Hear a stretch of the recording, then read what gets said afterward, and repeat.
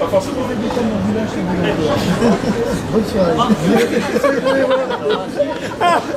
Oh putain, l'enfer. Bon, alors, écoutez, on a souhaité faire, à l'occasion de notre 15e anniversaire de notre revue, un petit série d'interventions, soit dans les librairies, soit dans les galeries, soit dans d'autres endroits, partout où c'est possible, pour présenter la revue un petit peu et puis essayer d'augmenter le nombre de nos abonnés. Alors je vous explique pourquoi. C'est qu'on n'a qu'à peu près 300 abonnés et si on en a 400, on a un tarif postal qui diminue considérablement. Alors pour l'instant, on envoie 20 exemplaires au rédacteur en chef, 20 à la trésorière, 20 à quelques autres pour faire les 400, mais au bout d'un moment, les facteurs, ça les fatigue d'apporter 20 enveloppes exactement semblables à la même personne. Donc, n'hésitez pas à vous abonner si vous ne l'avez pas encore fait. Ça, c'est la première chose. Nous fêtons aussi, avec notre numéro 60, une formule légèrement nouvelle, enfin, pas tellement au niveau du contenu, mais au niveau de la forme.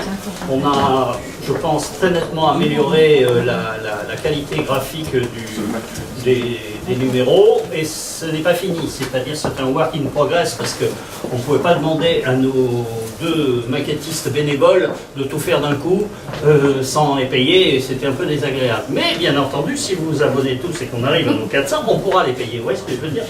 Sur ça, il y a une logique. Donc, Papier Nickelé est une revue qui est consacrée à l'image populaire et plus précisément au dessin imprimé sur du papier. Si ce n'est pas sur du papier, ça ne nous intéresse pas. Si ce n'est pas imprimé, ça ne nous intéresse pas. Et si ce n'est pas dessiné, ça ne nous intéresse pas. Voilà à peu près le... Donc, c'est la bande dessinée, le dessin de presse et d'humour, l'affiche et la publicité, la gravure et l'imagerie, tout ce qu'on appelle l'imagerie, qui vont des images de boîtes de camembert aux enveloppes, en passant par un peu tout, les tampons, tout ce qu'on peut faire. La liste de tout ce qu'on recherche est dans notre numéro 2, pour ceux qui n'ont pas encore acquis, qui ne souhaiteraient bêtement pas l'acquérir tout à l'heure. Vous pouvez le trouver sur notre site internet, vous tapez Papier Nickelé, vous tombez sur le site. Il est en réflexion, donc pour l'instant il est un peu mort, mais bon, vous aurez quand même beaucoup d'informations qui y étaient. J'en profite pour dire que nous avons également une page Facebook animée par Stéphane Grosbeau qui est ici. Nous avons envisagé, mais il en parlera tout à l'heure, donc je ne vais pas lui expliquer son job. C'est une revue qui est trimestrielle, qui est pour le moment de 36 pages, une couverture et 32 pages intérieures. On va, je pense, dans les mois qui viennent, augmenter la pagination, puisqu'on a de plus en plus d'articles. Nous avons des correspondants dans 29 pays exactement, puisqu'on a perdu notre Coréen du Sud, il a disparu, donc à mon avis il doit être dans les geôles de la Corée du Nord. Mais en tout cas pour l'instant on a 29 correspondants à l'étranger, donc c'est vachement intéressant d'avoir des articles qui nous parlent de ce dont on ne parle jamais, c'est-à-dire ce qui se passe dans les autres pays. Et il me semble que c'est à l'époque d'Internet et de tout ça, il me semble que les revues papier doivent aussi devenir internationales. En tout cas c'est notre but. On a d'ailleurs beaucoup d'abonnés à l'étranger, enfin beaucoup. Par rapport aux 7 milliards, on a quand même 0,0000%, mais ils sont là. Voilà. Donc, je vais vous présenter très rapidement le dernier numéro, si quelqu'un veut m'en prêter le sien. Donc, le dernier numéro 60, avec une splendide couverture que nous a offerte très gentiment Rebecca d'Outremer. Rebecca, c'est sans doute la plus grande illustratrice vivante en France. C'est quelqu'un qui a vendu 2 millions d'albums. Pour vous donner une petite idée, qui a une œuvre absolument extraordinaire. Donc nous avons fait un article sur elle, et dans la foulée, on lui a demandé si elle n'avait pas un inédit pour la couverture. Et ça n'est plus inédit maintenant depuis la sortie de notre journal, puisque ça servait d'affiche pour un festival du livre en même temps, donc c'était très bien. Alors Rebecca, je vous en dis un mot. Que dire c'est vraiment une virtuose technologique. C'est très dommage, c'est qu'on ne puisse pas éteindre, que vous puissiez le voir. Ça, c'est la couverture d'un livre où tout le monde s'endort en faisant ce qu'il est en train de faire, mais pratiquement personne ne tombe, à part une cycliste. Et elle, qui balaye la rue, ben voilà, elle s'endort sur son balai, ce qui est totalement impossible, évidemment, dans la réalité, mais dans son univers, c'est possible. Voilà, ça, c'est la cycliste qui est tombée. Mais elle dort. Bon, après, voilà, une grande animalière, enfin, c'est vraiment la star de l'illustration jeunesse en ce moment. Quand vous voulez vous faire dédicacer un livre, prévoyez 3 bons quarts d'heure. Et alors ce qui est extraordinaire évidemment, c'est qu'elle travaille que pour les enfants, mais elle ne signe que chez les adultes. Ce qui est un bon révélateur quand même de son talent. Tout le monde, ses albums sont parfois grands comme ça, quoi, comme ça. Voilà pour Rebecca d'Outremer. T'as encore d'autres images? Alors, on peut peut-être dire qu'elle nous a donné un accord de principe pour faire une soirée prochainement. Oui, on va essayer de monter un truc avec elle, parce que d'abord on aime vraiment son travail, et puis ensuite parce que, bon ben voilà, ça ira au-delà de quelques images. Voilà. Je vais profiter de la présence dans la salle de Frédéric Brun, qui a commis un article tout à fait passionnant, parce qu'il connaît très très bien la Tunisie, et quand on a parlé de la revue, on avait eu un grand article sur Ray Lambert, qui a été le grand illustrateur de ces cartes scolaires que l'on accrochait avec deux petits trous dans les écoles pour faire, pour faire la classe. Et il y avait des illustrateurs absolument merveilleux comme Ray Lambert ou André Galland. Il y a l'équivalent en Tunisie, et donc il nous a fait un petit article sur Taharit. Tu nous en dis 2 mots rapides? Oui. On n'a pas les images parce que je ne savais pas qu'il venait. Non, mais c'est des panneaux scolaires. En réalité, Taharit est un artiste qui a fait les beaux-arts pendant la colonisation, les beaux-arts en France, et l'école de la Zitouna, qui est une école classique arabe qui enseigne la calligraphie. Et cet homme est devenu, après l'indépendance de la Tunisie, 1956, est devenu un fonctionnaire du ministère de l'Éducation chargé de l'illustration des livres pour enfants, des livres scolaires. Avec la caractéristique particulière, c'est que, étant calligraphe, il était très attaché à l'écriture, à la plume, à l'écriture au roseau.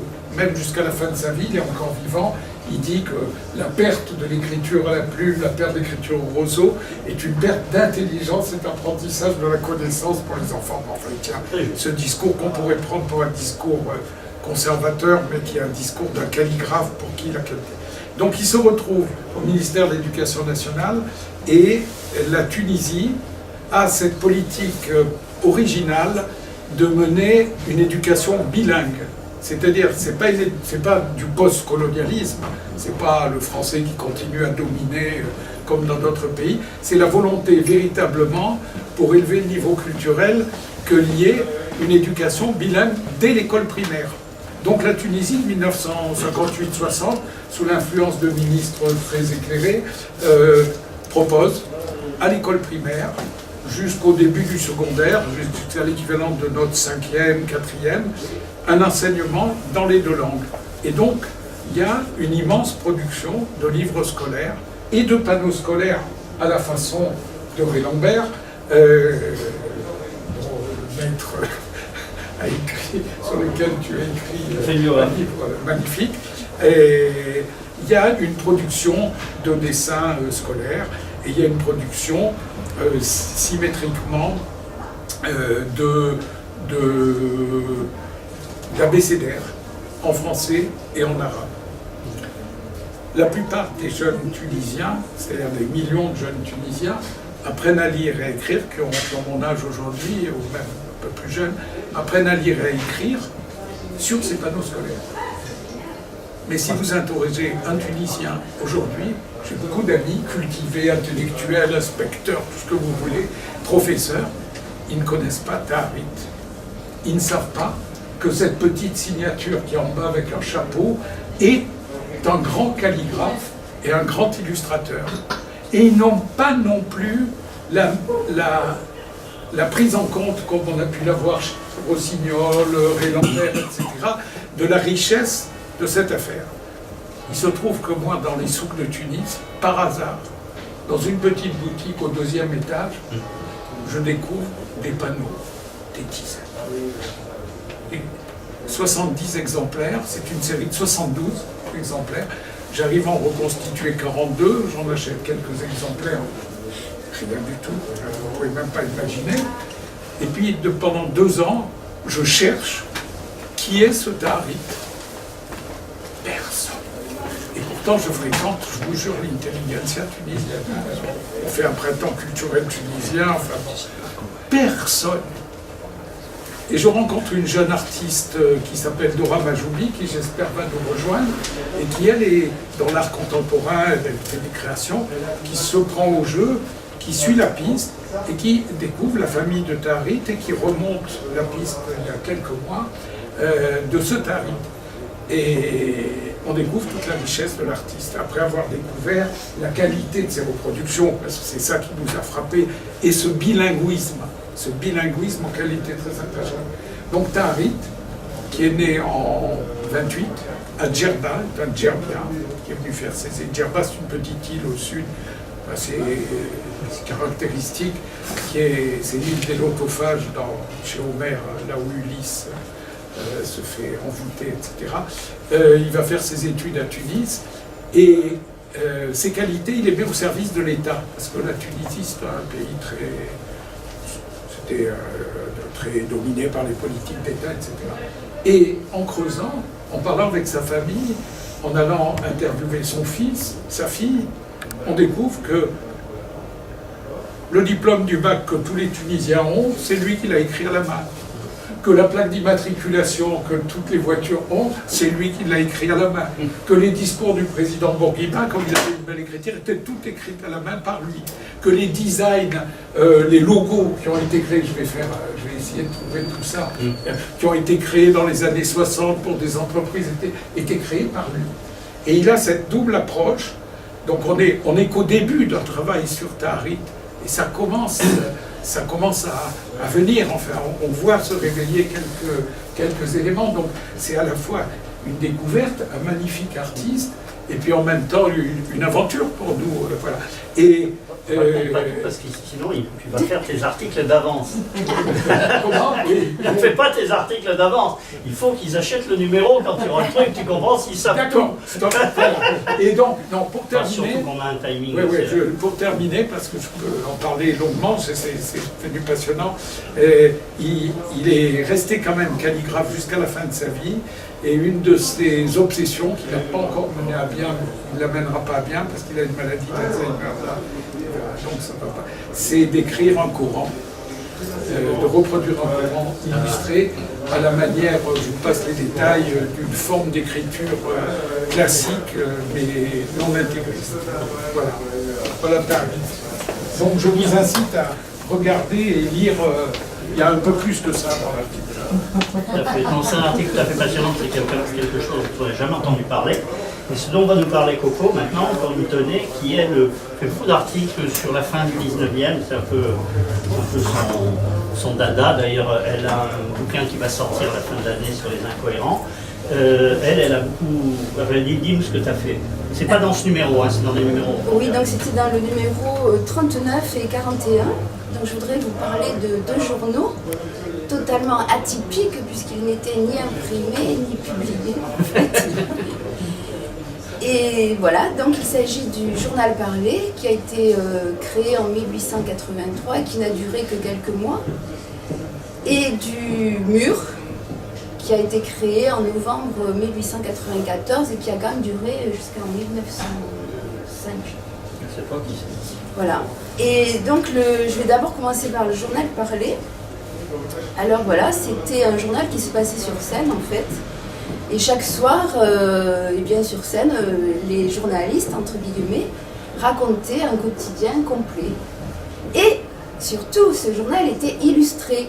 Et il était illustré par un caricaturiste fort célèbre à l'époque, qui s'appelait Alfred Le Petit, un caricaturiste politique. Et voilà. Alors donc, comment faisait Alfred Le Petit pour illustrer ce journal parlé? Eh bien, sur un tableau blanc au fusain, il faisait des dessins à l'envers, par exemple. Et une fois qu'il retournait la feuille, eh bien, on pouvait voir la ressemblance avec le portrait dessiné. Ça pouvait être Sarah Bernard, un personnage important de l'époque.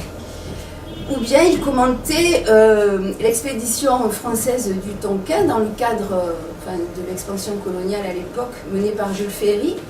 Et donc sur un tableau blanc, pareil, au fusain, là on peut le voir, c'est donc Alfred le Petit, derrière c'est Jules Ferry, et il est en train de dessiner Jules Ferry, et il est rétrécissé, il a allongé son nez sur ce tableau blanc au fusain, donc qu'il effaçait au fur et à mesure. Et il faisait aussi des charges et dessins instantanés, il appelait ça comme ça. En fait, il faisait des sortes de marionnettes devant le public avec des objets du réel qu'il assemblait. Alors c'est dommage parce qu'on a oublié l'image.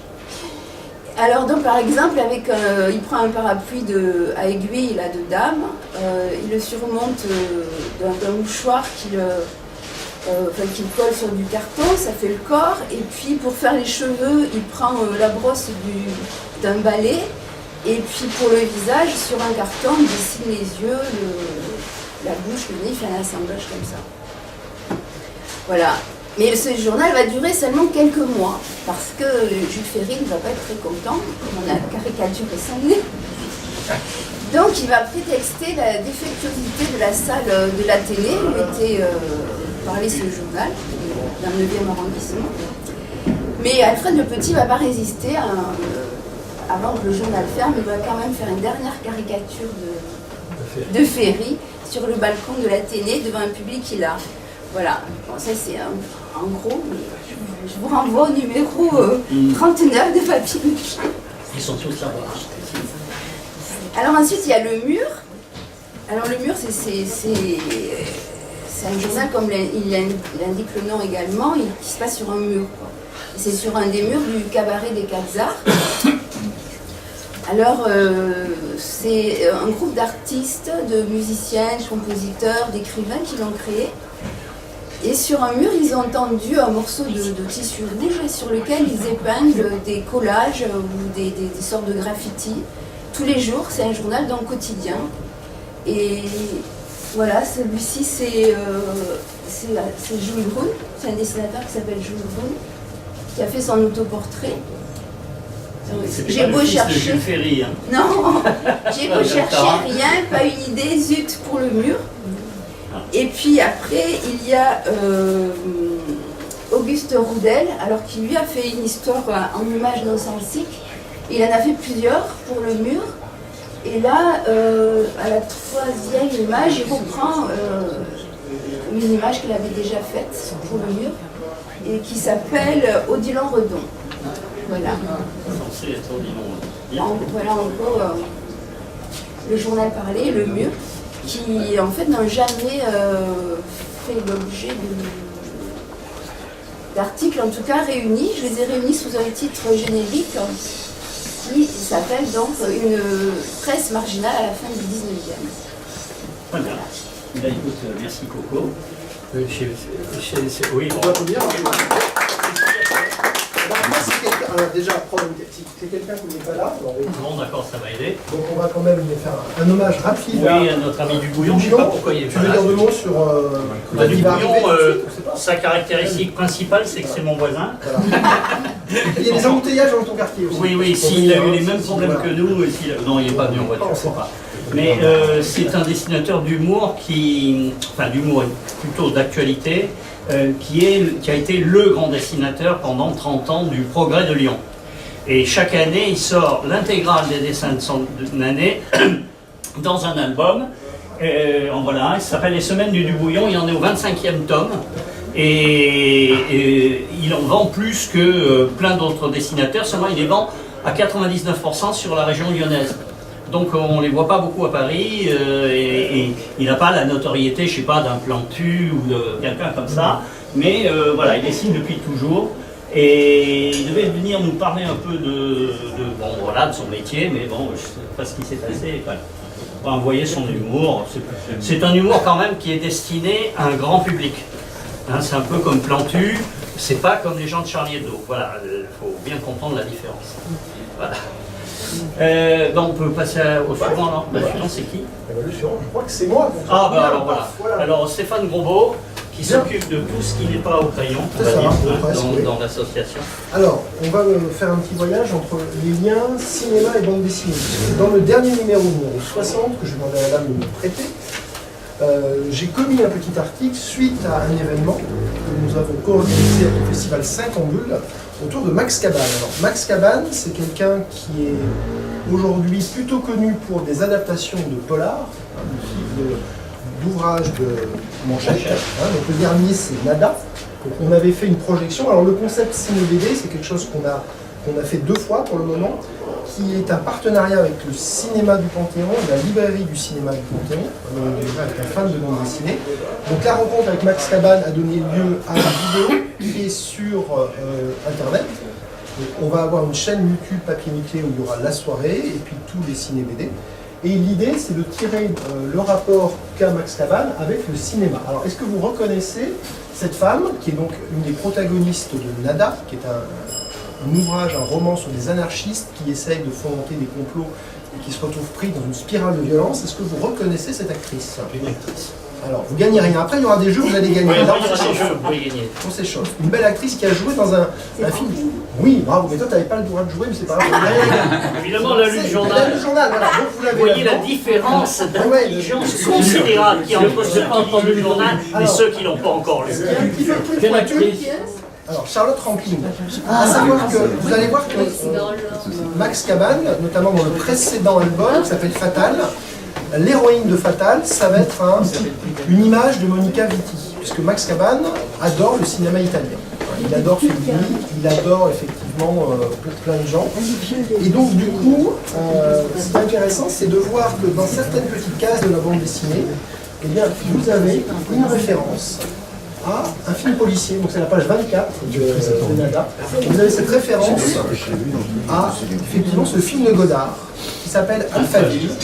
Et donc le film de Godard nous parle effectivement d'un monde un petit peu absurde, en proie à on va dire, une espèce de contrôle policier, un gouvernement par la peur, et des gens qui sont un peu déboussolés et qui cherchent à faire la révolution. Vous voyez, ça peut faire écho à des choses qui se passent aujourd'hui. Donc voilà, donc cette soirée avec Max Cabane était très intéressante. Vous aurez dans l'article du numéro 30 quelques éléments sur son œuvre, qui est une œuvre aussi beaucoup axée sur l'imaginaire, avec notamment l'intégrale dans des villages, qui est très intéressante. Voilà. J'évoque le premier ciné-BD qu'on a fait aussi. Le premier ciné-BD, c'était avec un monsieur qui s'appelle Jean-Claude Mézières. Et Jean-Claude, alors là c'était dans le numéro 59 de Papier Nickelé, vous avez 57. Vous avez un petit article, puisque Jean-Claude Mézières a été énormément pillé au cinéma. Vous voyez, je ne sais pas si ça vous fait penser à peut-être certains films. Et ce qui est intéressant, c'est une case qu'il a commis pour montrer que un certain George Lucas, quand il fait une trilogie bien connue, eh ben, il y a des espèces de petites accointances, de petits échos à des personnages qu'il a déjà créés. Bon, George Lucas ne l'a jamais écrit, il ne l'a jamais payé. Il a reconnu les emprunts, mais il n'a jamais voulu payer les voilà. frais. Ça, Et il ne faut Jean-Claude pas Mézières, exagérer quand même. Il a reconnu l'inspiration. il a avoué enfin. Mais Jean-Claude a été très fair-play, il ne lui a pas fait de procès, voilà, de toute façon. Alors ce qui est intéressant, c'est de se dire que Jean-Claude Mézières a un film préféré. Et ce film préféré, il va ouvrir et clôturer la série des Valérians, parce que Valérian est une espèce de cycle spatio-temporel. Alors, ce film préféré, on l'a fait deviner lors du ciné-BD, il est lié à une case de la Cité des eaux mouvantes. Alors pareil, on va commencer à voir votre culture cinématographique. Est-ce que vous savez... Odyssée de l'espace. Ah, bravo. Qui est de Stanley Kubrick. Très bien, monsieur, bravo. 2019, Odyssée de l'espace. Voilà. Donc La Cité des hommes mouvants, 1970. Le film de Kubrick a lieu un an avant, effectivement, et ce film il est magnifique. Il s'appelle 2001, l'Odyssée de l'espace, restauré, remis en 70 mm grâce à Christopher Nolan. Et je me permets de faire une page de pub, ça sera la seule, puisque j'anime par ailleurs un ciné-club où 2001 va passer le 7 mai en présence de Michel Simon qui a interviewé Stanley Kubrick à la Filmothèque du Quartier Latin. Et j'arrête pour la publicité, excusez-moi, Monsieur le Président, j'ai pas pu m'empêcher de faire de la pub. Non, pas encore, je suis hyper bavard. Donc, pour vous montrer que le monolithe, parce que j'avais dit la fin et le début, c'est-à-dire que dans le premier, nous avons le vaisseau spatial, et dans le dernier Valérian, nous avons le monolithe, et même il en a mis plusieurs. Donc ce qui est très beau, hein, c'est que c'est des plurilites. C'est des plurilites, on est sur des trucs très bizarres, l'ordre militaire. Et donc, je voulais juste faire un petit coucou à Jean-Claude Mézières pour vous dire que Valérian est une série paradoxale, parce qu'elle est à la fois finie et pas finie. Donc là, vous avez le dernier album que je vous ai ramené. Il y a 2 albums qui sont des petits spin-offs. À savoir, Jean-Claude s'amuse beaucoup à faire des dessins. Il peint, vous avez ces doubles pages qui sont magnifiques et qui vont nous montrer, non pas la suite de Valérian, mais des petites histoires qui s'intercalent entre les grandes histoires. Et vraiment, on peut rendre hommage à Pierre Christin, qui a eu le prix du scénario Angoulême. Non. Le prix du meilleur scénariste. Non, il l'a jamais eu. Non, mais il a eu un prix, il a eu un hommage là. Oui, il y a eu un hommage. Un hommage qui répare le fait qu'il n'a jamais eu le prix. Qui a un prix, voilà. Disons que, voilà. Et donc, bah, il s'est bien mérité, puisque vous avez quand même des idées très intéressantes sur Valérian et Laureline. Voilà, donc je vous invite à lire le tome 22 de Valérian, qui s'appelle L'avenir est avancé, qui montre que ces personnages sont très jeunes d'esprit. Voilà. Alors, entre-temps, comme on a tous été un peu long, du bouillon est arrivé. Voilà. Alors, on va vous repasser ces images, voilà. Parce qu'on a passé des images en disant que... Voilà. On dit plein de conneries, mais on va... Si tu peux nous dire, alors, je t'ai présenté déjà, donc ils savent déjà tout sur voilà, du bouillon. Alors voilà, quelques J'ai surtout parlé de tes semaines, mais si tu veux dire aussi que tu as fait un peu de BD, ça serait bien. Quoi. Voilà. Alors explique. Est-ce que tu peux te lever et parce qu'on est filmé en plus, tu vas passer à la télé bientôt. D'ailleurs, pense à quoi. Non, là on ne te verra pas. Voilà. C'est bon. Alors ça c'est Tortax. Tortax, c'est un personnage de bande dessinée qui paraissait dans Record, c'était un journal qui en même temps avec Tintin à l'époque. Et c'était un mensuel en fait. Et il passait tous les mois donc 8 pages sur avec ce personnage. Et on a tenu comme ça avec mon co-auteur Auguste. On a fait les histoires pendant 2 ans. C'était un super-héros tortue. Voilà, tortue. Voilà, et c'était avant les tortues ninja. Voilà, il faut quand même le préciser. Voilà. Parce qu'après, bon, parce qu'il y en a qui pillent mes hier, et d'autres qui pillent. Moi, je j'en pille aussi. C'est un grand mot. Oui. Voilà, ça c'était semaine. Alors, ça c'est plutôt mes albums qui paraissent dans le Progrès à Lyon. Et chaque année, je fais une rétro de la semaine, enfin de l'année. Pardon. Une rétro de l'année avec des dessins qui paraissent le Progrès dimanche. Avant, je faisais mes quotidiens, maintenant, je fais le dimanche. Voilà. Quelques images prises au hasard sur le site du programme. C'est l'actualité. Oui, bon, on en a pris quelques. C'est un peu récent, mais enfin, c'est pas très loin. Parce qu'il faut que donc, tu es toujours actif dans le progrès, oui, voilà. Mais tu arrives de faire autre chose. Alors, je fais aussi une publication, mais comme ça, avec des albums de collectifs. Ouais, oui, bah oui, pas tellement d'éditeurs. Bon, bah écoute, merci, on va essayer de rattraper maintenant si M. Didier Bonifay, qui est promu aujourd'hui, caméraman, bien. Alors, en fait, on va enfin un vrai métier. On va reprendre. Donc, on a Didier qui nous fait la technique. Moi, je vais reprendre le fil rouge parce que j'ai oublié de faire de la pub encore. Moi, je suis monsieur pub. Ah bah, c'est partie de la publicité gratuite que je ne te ferai pas payer et qui est encore pour payer limité. Donc, c'est pour une bonne cause, à savoir que les ciné BD continuent. Ça n'a pas été simple, en fait, d'avoir du monde sur un cinéma à samedi matin. Mais je vous annonce un scoop, puisque le cinéma, beaucoup d'éditeurs s'intéressent au cinéma. Alors, nous avons Glénat, qui lance une nouvelle collection autour du... ça s'appelle 9,5. Vous voyez la référence au film de... Allez, 8,5 de Fellini, bravo, il dessine. Et hommage aussi au 9e art. Voilà. Donc, une soirée, le jeudi 25 avril, à la librairie du cinéma du Panthéon, avec effectivement Noël Simsolo. Noël Simsolo, c'est celui qui a rencontré Sergio Leone et qui a fait un ouvrage d'anthologie sur la création de Sergio Leone, qui est toujours disponible. Noël est directeur de collection. Il a fait avec Filan un pavé de plus de 180 pages sur Sergio Leone. Et deuxième pilier de la collection, des bandes dessinées sur des acteurs. Donc là, vous avez le prototype du premier, qui sera autour de Lino Ventura, qui est de effectivement Stéphane Ouari et d'Arnaud Le Bouet-Fleck, qui va être le scénariste, et qui seront présents. Donc là, venez boire un coup et rencontrer les auteurs. Ça sera un lancement de collection animé par Emmanuel Lascar ce soir. Voilà, je peux vous faire passer, tu vas le faire de la pub. Voilà, l'ouvrir, mais regardez-le parce que c'est très joli. Et alors, du coup, si vous voulez voir du cinéma, il va y avoir 2 soirées. Alors, je fais de la pub, parce qu'on a déjà les dates. Le Ciné BD Léon, avec une projection d'un grand film de Sergio Leone avec Clint Eastwood, qui va se poursuivre par une discussion signature à la librairie. Donc ça, on est le 22 juin. Ensuite, on passe après les vacances le 7 septembre avec un très beau film de Lino Ventura, qui est le film Testament de Jacques Deray, qui s'appelle Un papillon sur l'épaule. Voilà. Donc on discutera de ce grand personnage. Et je pense que j'en ai à peu près fini pour la partie ciné-BD. Voilà. Et donc la suite, il y a quoi après? Et ben, ensuite, il y a la partie Paul, tu y étais à Paul, tu peux en parler? Oui, oui, enfin Pulp, c'est le plus chouette festival de bande dessinée en France, à mon avis. Je mets Angoulême évidemment pas, parce que c'est un festival très intelligent, avec des expos toujours de très haut niveau. Cette année, il y avait une expo Posy Simons qui avait été d'honneur, et puis surtout une exposition d'Alberto Breccia où tout le monde était à genoux, mais vraiment à genoux.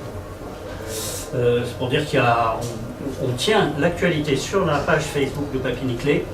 Vous avez tous les événements qu'on apprend, même si c'est un colloque sur la bande dessinée au fin fond de l'Argentine, on vous l'annonce, ça c'est pour nos lecteurs très nombreux en Argentine, comme vous pouvez vous en douter. Mais disons, on essaie justement d'être la page qui vous annonce tout ce que vous allez faire ce soir alors que vous n'avez pas réfléchi. Et en tout cas, vous pouvez trouver plein d'idées. Il y a de plus en plus des festivals assez intéressants sur le dessin de presse, sur la bande dessinée et sur l'illustration. On essaie de... Voilà. Donc ça va être le moment actualité. Hein. Vous pouvez retourner quand même jusqu'au 28 avril voir les expos. Et on vous a ramené petit cadeau, des petits marque-pages que vous pourrez prendre en partant. Voilà. Ça se trouve où, ça? À la ferme du Buisson, donc Noisiel. Noisiel, RER-A. C'est un quart d'heure, 20 minutes. Voilà. Ça sera ouvert les mercredis et week-ends. Et il y aura des visites guidées, donc regardez sur le site de la ferme du Buisson jusqu'au 28 avril. Voilà. Un petit clin d'œil à un événement très intéressant aussi. Je vais le mettre là pour passer, sinon ça bug. Alors, hop là, j'accélère tellement que je saute des images. Alors, quelque chose de très chouette qui se passe à Cergy-Pontoise, auquel Alain Dubon a participé. C'est une exposition sur le dessin de presse et d'humour qui est faite dans une banlieue de 95, avec effectivement à chaque fois un catalogue qui est offert au public. Donc vous avez deux choses, c'est vraiment intéressant en termes de support. Vous avez le petit menteur, parce qu'en fait le thème de l'année, c'est le mensonge. Vous voyez, on est dans un monde où la question de la vérité se dit est-ce qu'elle est ailleurs ou ici, ou c'est plus trop où elle est. Donc combien d'illustrateurs? Une douzaine, je crois. Je crois que Briden aussi était principalement concerné. Voilà. Je crois qu'on est dessinateurs. Voilà, et donc Briden, qui me fait l'amitié d'être là aussi, a participé à cette jolie revue dans laquelle tu as fait la dernière page. Il y en a beaucoup. Donc voilà, il y en a bien une vingtaine. Voilà, alors ce qui est chouette, c'est que c'est gratuit. On peut voir ça jusqu'au 17 avril. On a le catalogue et honnêtement, c'est des dessins de super qualité. Donc bravo aux organisateurs. Pareil, je vous ai ramené des petits flyers que vous pouvez prendre avec toutes les infos. Très bien. Voilà. Alors après, dans l'actualité rapide, si vous passez par Bruxelles, allez à la galerie Huberty et Brème, voir les dessins de Book et de Ben. Allez aussi voir l'univers magique de Westerlin, le centre belge de la BD, parce que les Belges ont de la chance. Yves a omis de vous dire qu'il y a 15 ans, on avait un rêve qui était de faire un centre de l'illustration. Et ben, on ne l'a pas fait, les Belges l'ont fait, autour de l'image. Mais en tout cas, ça n'existe pas en France. En Belgique, on a ce beau musée de la BD, avec cette belle expo sur Westerlin, parce que Franquin aurait dit qu'il aurait aimé dessiner comme Westerlin. Il paraît que c'est vrai, je sais pas. Paris est la seule grande capitale Europe de l'Ouest, on va dire, qui n'a pas de grand centre consacré à l'image populaire. Allez, je te laisse conclure. Oui, bon, ça c'est parce que dans mon atelier, j'organise des petites expos. En ce moment, c'est une expo, donc chez mon atelier, ça s'appelle les Ateliers du Terrain, c'est une association. Il y a une expo de Yvar, qui est certainement de toutes les expos que j'ai fait, une des plus drôles. C'est un dessinateur vraiment génial. Et puis, mais l'expo va se terminer bientôt, elle dure encore cette semaine. Et puis après, je vais organiser, je ne sais plus la date exacte, mais ce sera la semaine d'après, une exposition avec un ensemble de cartoonistes qui ont pour caractéristique de tous avoir travaillé après la guerre et d'être morts, pas à la guerre. Il y a juste une dessinatrice qui est en vie dans ce que je vais faire. Il y a une vingtaine, trentaine de dessinateurs, où il y a 3-4 dessins de chacun. C'est des expos-ventes, bien entendu. L'adresse est rigoureusement la même que Papy Niclé, puisque tout ça, c'est dans mon atelier. Voilà. Donc, si vous avez un Papy Niclé, vous savez où c'est. Bon, juste parce qu'on va arrêter de parler, je voulais juste vous dire que parmi les choses que nous avons commencé aussi à mettre en œuvre, on a un programme d'édition, alors avec deux collections qu'on lance, une qui vont être des travaux sur l'image, soit des travaux anciens qu'on va rééditer parce qu'ils sont plus accessibles, soit des travaux qui viendront de Papy Niclé ou de ses auteurs qui voudront réunir un certain nombre de leurs travaux. Et l'autre, c'est des raretés, C'est-à-dire soit des choses qui sont inaccessibles depuis des dizaines d'années, soit des choses qui n'ont jamais été réunies en volume. Et le premier que nous avons fait, tu veux m'en amener un, s'il te plaît? Je ne sais pas où je l'ai eu. Il est sur la table. Ah bon? Sur la table à côté de Coco qui le cache. Voilà. Ah, donc on a commencé très modestement, on a édité, puisque ça n'est jamais paru, ça n'avait jamais été recueilli, la seule bande dessinée de William Napoléon Gros. Vous savez naturellement que c'est le plus grand dessinateur qu'il y a eu au Canard enchaîné. Et il a fait une seule BD dans sa vie qui est parue dans une revue de jeunesse, on est tombé dessus. C'est le fils de Sherlock Holmes, il n'y a que 18 planches. On a mis 2-3 dessins qui étaient dans le même état d'esprit ou dans le même journal. Et on a fait cette petite publication pour commencer nos travaux. Il n'y en avait vraiment pas beaucoup de fric pour faire un truc plus ambitieux. Mais je pense qu'à partir de dans quelques mois, je pense qu'on aura trouvé le fric et qu'on va le faire. Voilà. Peut-être parfois en partenariat avec des éditeurs. On a 1 ou 2 projets en partenariat avec des éditeurs. Voilà. Donc Fils de Sherlock Holmes, de Grove, vous pouvez la voir, ça coûte 8 €, c'est vraiment pas cher. Voilà. Il y a 3 questions. Voilà. Une facile, une moyenne et une difficile. Voilà. Et le premier qui répond, il gagne le numéro. Alors, vous allez lever là, c'est le premier qui va lever le doigt. Alors, attention, moi je vais regarder. Balance la première image. Je balance la première image. Enfin, non. Déjà la première question. Oui, première question. Et Voilà. l'image. Ah oui, tu as imprimé les questions. Et moi aussi, voilà. ah bah, j'ai fait des... Attends, comme ça. Vas-y. Voilà. Alors, paf, voilà. Attention. Alors, donc, Elle est dans le dernier numéro. Oui. alors, celui qui sait, le premier qui sait, il lève le doigt, comme à l'école. Facile, hein. King Kong. Alors, oh, il fallait lever le doigt. Mademoiselle dit King Kong. Non. Perdu, désolé. Alors. On lève le doigt, Oh. sinon je vais... C'est quand même assez simple. Les aventures des blingers. Non, Vous n'êtes pas discipliné, hein c'est la plus facile, vous imaginez les Ah autres. ouais, alors là, le nouveau, on va garder les revues. Hein. Donne Alors, un indice, là. Il y a un truc, c'est de prendre le dernier numéro et regarder dans la bibliographie, c'est de dire les 40 noms de ces amis. Il y a un doigt qui s'est levé là. Oui. Non, c'est Alors. ça désigne, le titre désigne ce personnage. Yeti. Très bien. Elle avait le doigt. Alors bon, on va donner 2 revues. C'est la mademoiselle qui a levé le doigt aussi. Il gagne le numéro 12. Ouais, on va donner le numéro 2 de mademoiselle aussi. On va Ah ben, être généreux ce soir. Tiens, Didier, tu veux chercher un numéro 12 là-bas? Voilà, on va être généreux. Alors, Dans la caisse. mais c'est vrai que je vous rappelle que vous n'avez pas respecté la consigne. C'est de lever le doigt, mais ça que monsieur a dit avant. C'est monsieur qui a pas respecté la consigne. image. C'est pas grave. Alors on y va. Hop. Qui était le... Voilà. Alors on vous montre l'image quand même. Alors, est-ce que les collaborateurs ont le droit? Alors, les collaborateurs, bon. Alors, il n'y a que les collaborateurs, c'est Oui. Bon, on va lui donner. Oui, on va donner à monsieur qui n'est pas un collaborateur. Alors, hein. je te donne un truc très rare, c'est la couverture de Achille Beltrame. Tout le monde sait qui est Achille Beltrame, mais en Italie, c'est une grande star. Pendant 60 ans, il a fait les couvertures du Dominique della Sera, qui est le principal journal populaire là-bas. Et vous voyez cette image, c'est extraordinaire. Pendant la guerre de 14, tout le monde avec un masque à gaz. Faites passer à monsieur, bravo pour votre collaboration. Donc, pour du haut, là-bas. Tous les Spirou. Donc Spirou est un héros immortel, vous le voyez, il a été repris par plein de gens. Alors, dernière question. Alors, Hitler fit un procès au dessinateur de cette caricature en 1937-38 qui était ce dessinateur. Ceux qui sont abonnés le savent. Voilà, Alors. c'est bien, monsieur a déjà gagné en plus. Alors, pour vous aider, c'est considéré comme le plus grand caricaturiste français du XXe siècle, ex aequo avec Camus quand même, parce qu'il ne faut pas exagérer.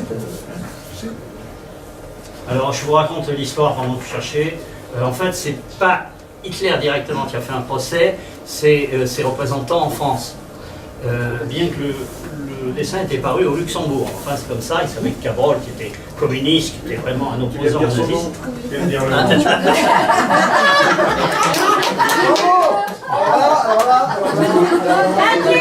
Je viens de gagner un exemple. Bon, alors on va le donner au plus pauvre. Cabrol. Oui, voilà. Bravo, monsieur. Ouais, alors madame aussi, on va donner un vous en donner un aussi. On peut être très généreux. Alors voilà, On va parce que quand seconde avant, je m'étais dit, il ne faut surtout pas dire le nom. Ah ouais, non mais là, c'est beau là. Fini, on est Qu'est-ce qui se passe? On est Voilà. cuit. Alors maintenant, si vous avez quelques questions, Voilà. vous pouvez les poser, mais on peut commencer peut-être à ouvrir le bar, hein, parce qu'on a quand même un petit coup à boire. Hein. On sait que c'est d'abord pour ça qu'on est venu. Mais si vous avez des questions ou des idées, d'ailleurs, vous pouvez dire, mais pourquoi n'avez-vous pas encore fait un article sur machin? Et on vous donnera les 3 numéros, on a fait 3 articles. Voilà.